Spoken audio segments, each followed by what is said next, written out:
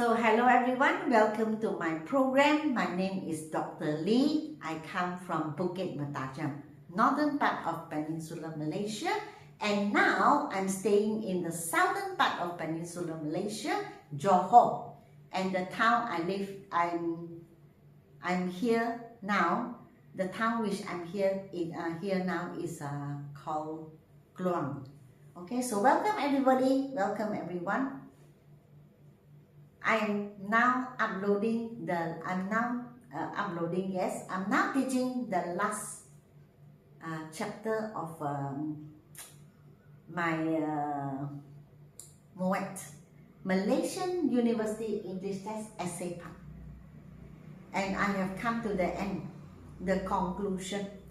Before this, if you see my videos, you can see how I teach listening, reading and speaking.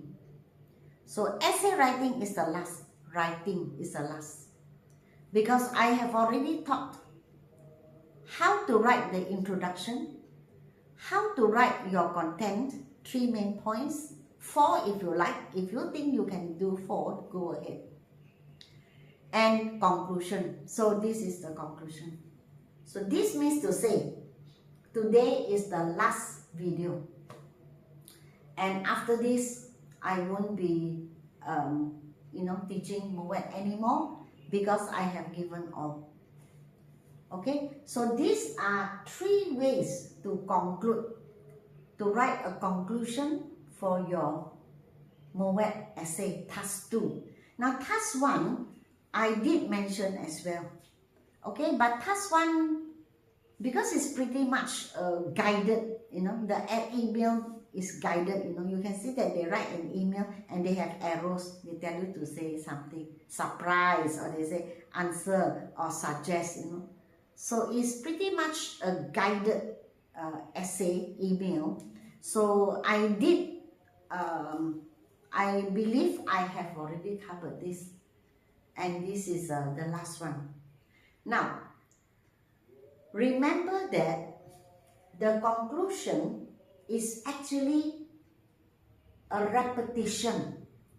I repeat the thesis statement. Now, if you remember or if you don't, introduction, how do you write an introduction? An introduction must have a good introduction, must have the background or a background information. And what is a background information? A background information is telling the readers or your examiners about the topic. So let us say the topic is about snatch thefts. Not people snatch thieves, but snatch thefts. Theft is the action of snatching people's things. So let us say the questions is about snatch thefts. What is your background information? Your background information must talk about snatch thefts. It can be how often it happens, where it happens, has it been happening recently, how serious is it? Okay? And it can be anything as long as it is about snatch thefts. Provide a background information. That means let us know more about snatch thefts. In fact, you can even give a definition. You can ask a question. What is a snatch theft?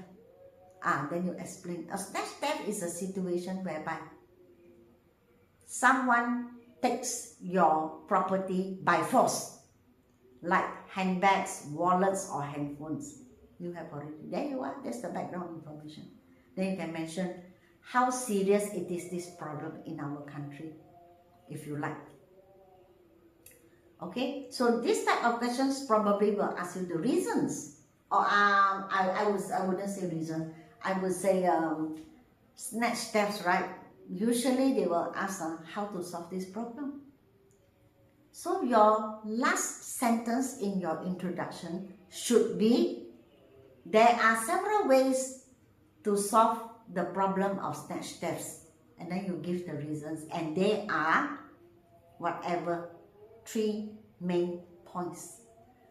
So, when you come to the conclusion, you have to mention, in conclusion, To solve the problem of snatch thefts in our country, we should, your 3 points.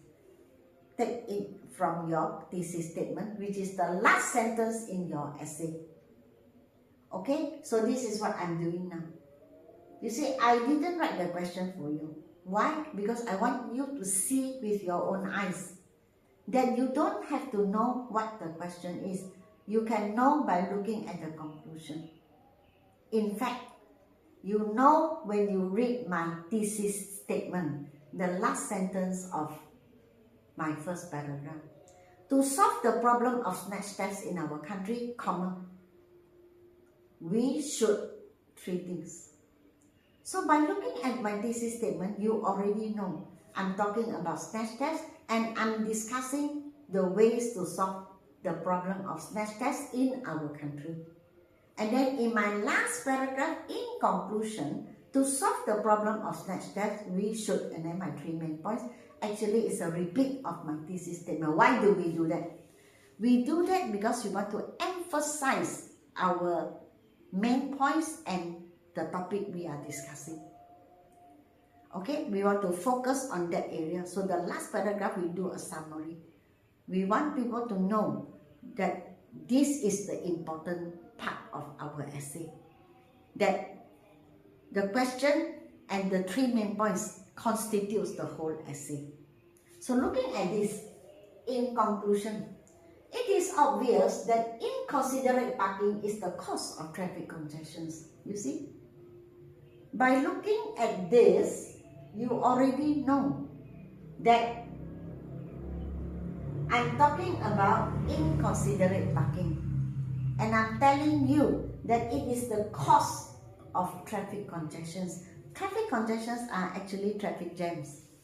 Why is it sometimes we have traffic jams? It's because of drivers who are inconsiderate. What is the meaning of inconsiderate? First of all, we talk about considerate. Now, considerate is a good moral value. When I am considerate, I think about you. Before I do anything, I think about other people. Whether this will affect them badly, whether it will bring harm to other people, I'm considerate. But on the other hand, if I am inconsiderate, I am selfish. I only think of myself. That is called inconsiderate. So what is inconsiderate parking? We see it every day, right? People who park their cars anywhere and everywhere they like. Important is it is convenient for them. So they don't want to look for a parking space because they are going to a shop. So they will drive until they are outside the shop, but there are no parking spaces. Never mind, just put the car there and then run inside the shop and do whatever they want, without thinking how much problems it will bring to others, how much trouble it is to others. And of course, we have drivers who actually park where they actually block other cars. So you have a car this way, then you have this inconsiderate driver parking this way. So this car cannot go out. But then we have seen, not only I, but all of us have seen, maybe not in small towns, but in big towns. Big towns, they are very smart. So what do? They write their telephone numbers and they put it at the windscreen near the steering wheel. They put there the number.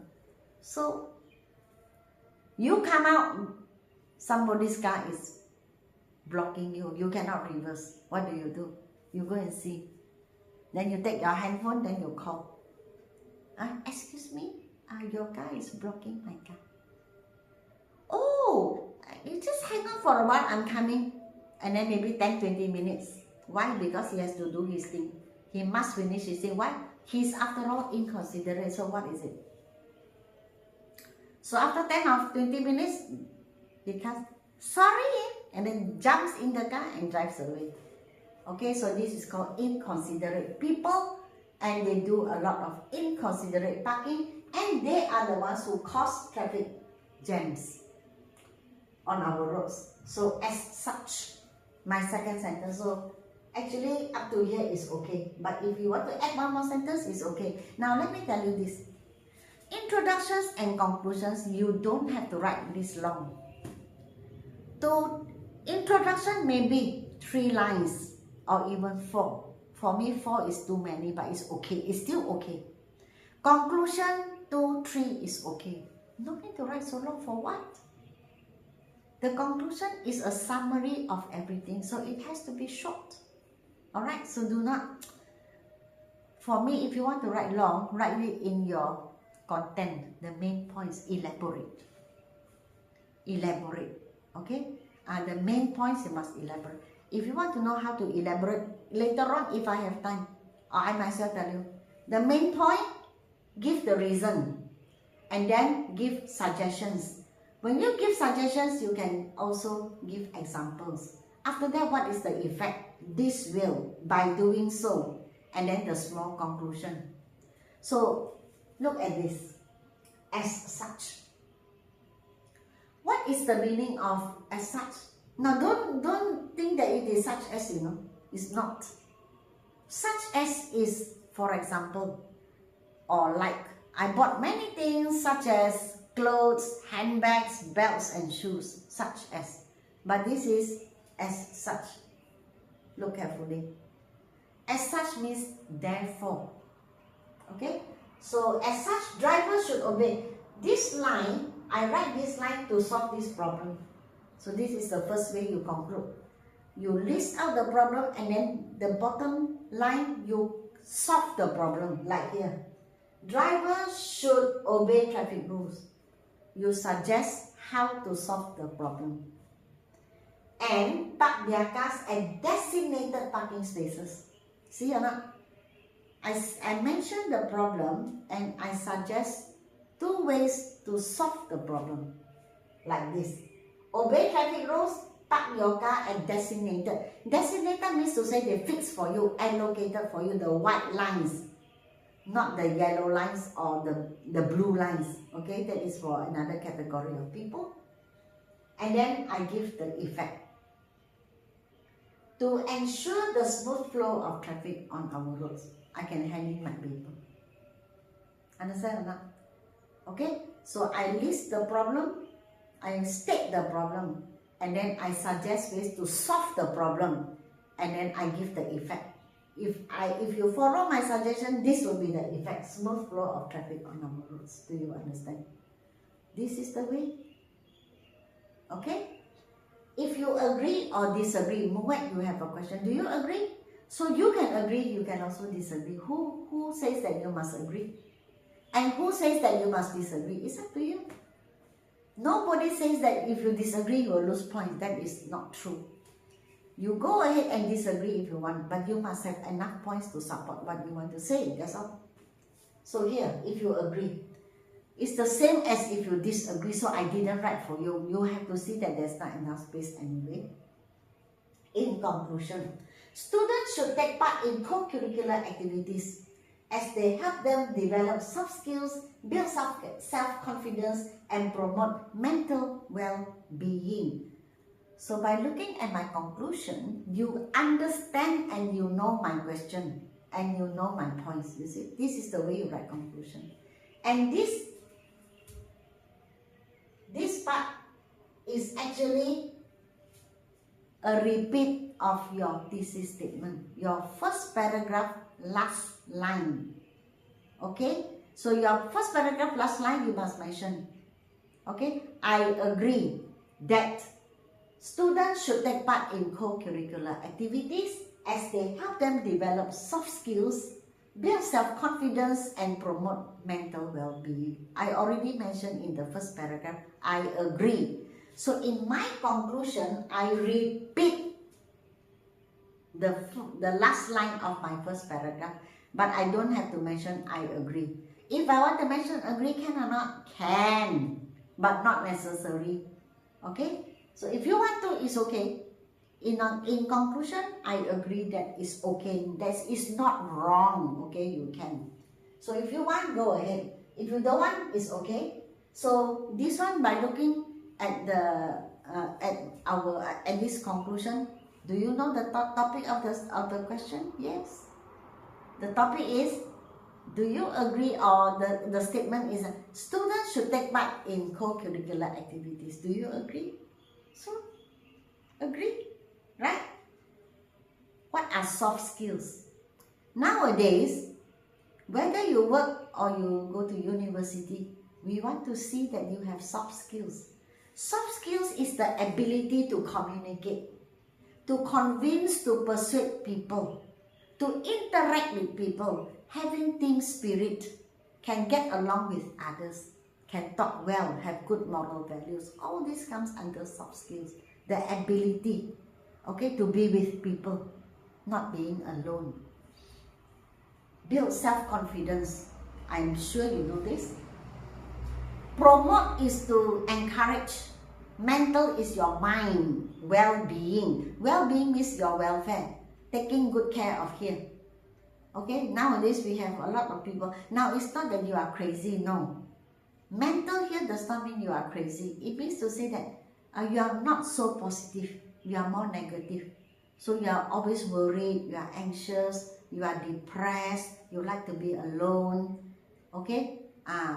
But you think negatively. That is called, poor mental health. So through co-curricular activities, we actually promote, good mental health, okay? Promote mental well-being. That means it pushes up the way you think. You become more positive. It's never good to be negative. So don't say I can, I can't, I'm unable to, I won't be able to make it. And don't say that. Promote mental well-being is to push you forward, to be self-confident, to motivate you, and to make you say that yes, I can do it. Okay? So these are the 3 main points, and then this is the question. And then through participation, this one if you want to write, go ahead. If you don't want to write, it's okay. You can stop here. You can just give your paper, it's okay. You have already answered the question and proven to them that you know your 3 main points. But if you want to add, this is the effect. So what is the effect of participating in co-curricular activities? So this is the effect. Through participation in co-curricular activities, students will be nurtured. Nurtured means we guide them, and we make them into different people, guide, we mold them. Nurtured into talented. It's good to be talented, right? Talented means you know so many things. You've got the potential. You can sing, you can dance, you can talk, you can do whatever. You are a leader. Optimistic. That's what we want from students and from everyone. Be optimistic. Optimistic means looking at things the bright way, not the dark way. Looking at things and say that, yes, I can do it, and I put on a smile. Happy. That's optimistic. Individuals who can face challenges positively.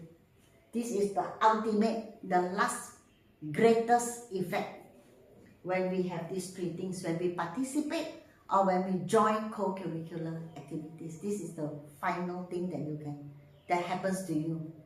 And the third one, this is another way to write. So this way, this is solving this problem. This is the ultimate effect. You provide the effect. What will happen? And that one, neutral. Now, neutral comes under discursive essay or even argumentative essays, whereby you don't support, you don't agree, you don't disagree. You are sitting on the fence. You are the middle. So you can mention, because we need 3 points, you can say 2 good and 1 bad, or 2 bad and 1 good is okay. Not supporting anyone in particular. Why? Because it's actually, I wouldn't call it argumentative, I'll call it discursive. More of a discussion topic. So by looking at the conclusion, you will know the topic, right? In conclusion, shopping online has its advantages and disadvantages. So what would the topic be? It will be a statement. Shopping online has become very popular these days. What are the advantages and disadvantages of shopping online? Question mark. Or shopping online has become a norm for many people today. And then I write boon or bane. Boon means good, bane is bad. Okay, so this is a good and a bad, the advantages and the disadvantages. The strengths and the weaknesses, boon and bane is the same.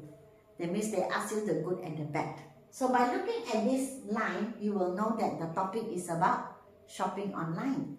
And then you also know that the topic is about advantages and disadvantages. This is what you must do. In your conclusion, you have to be very, very emphatic. You have to emphasize your question and the question and the points. Okay? For here is the question and then here is the point. While shopping online is convenient and time-saving, many people are wary of the security risks involved. Two good and one bad. You can say two bad and one good. So when we use the word while, we are comparing. So shopping online is convenient, true, you know. I mean, it's so, you can even do shopping with a handphone. Can you imagine how convenient it is? Time saving, yes. I think you will agree with me. Online shopping really saves time. Some people do shopping when they are in the bus, you know. As long as you have data, you can do it anywhere. Even if you are in the toilet, you can even do shopping. You can browse, you like whatever, you can just buy. So when you are in a bus or when you are your someone is driving and you are just sitting at the side, you have nothing to do, maybe scroll, this is nice, I'm gonna buy it. Buy within seconds, okay, or 1 or 2 minutes, you can just do the transaction. So it's so, you know, convenient, and of course it's time consuming, time saving. I think you will agree with me on that. You know, imagine when you want to buy something, not buy many things, maybe buy 1 or 2 things, but then you have to drive all the way to the shop, all the shopping mall. It can be anywhere, it can be a shop. But the problem is that you have to find parking. And of course, you know, parking is never easy, especially in the town area. If you go to the mall, it's worse. You have to go up first floor, second floor, third floor, you go like that. Just to buy 1 or 2 things, you know. And then you have to walk inside. And then see. Then when you finally want something, again, you need time to queue up and wait for your turn to pay your money. Imagine that. At home, you just click, everything is done. So it's time saving. Many people, the comma here means however or but. Many people are wary. What is the meaning of wary? We usually say, be wary of strangers. Wary means to say that you must be worried, and wary here gives the meaning that you are scared and you are worried. You want to avoid, that's called wary. Okay? What is security risk? Whether you are using debit card or credit card, there is a risk. Am I right? Because the other side will know your details, like your credit card or debit card number, and even the 3 important numbers behind you. You have to let them know, otherwise your money cannot go through. So many people are worried about that. So when you talk about wary, it means to say that you are worried, you are scared, you know, and you want to avoid. That's called wary. So there are security risks because other people know your details. Okay? And then this one, you want to write, you don't want to write, is okay. If you want to write, then you say that if for, you know, this type of good and bad, you can write this. So it's up to the person using it. So the decision whether to shop online or not depends on the consumer's preferences. Which do you prefer? Online or offline is your preference. So you can see that the sentence is open. The conclusion is open. In the end, you don't support here, you don't support that. That's called neutral step. Okay, so I have already taught you how to write your conclusion. These are the 3 ways. So with this, I officially close this part of my teaching. MUET paper. After this, I will be teaching the last 2 chapters of this book, and then I will start answering questions, because many people have asked me questions about questions or requests, and then asking me whether I can teach this, I can teach that, or whether, can you tell us about this and that. Yes, I will answer your questions, but after I have done the last 2 chapters. Okay, so do give me a like, share and subscribe, and I will see you in the next video. Goodbye.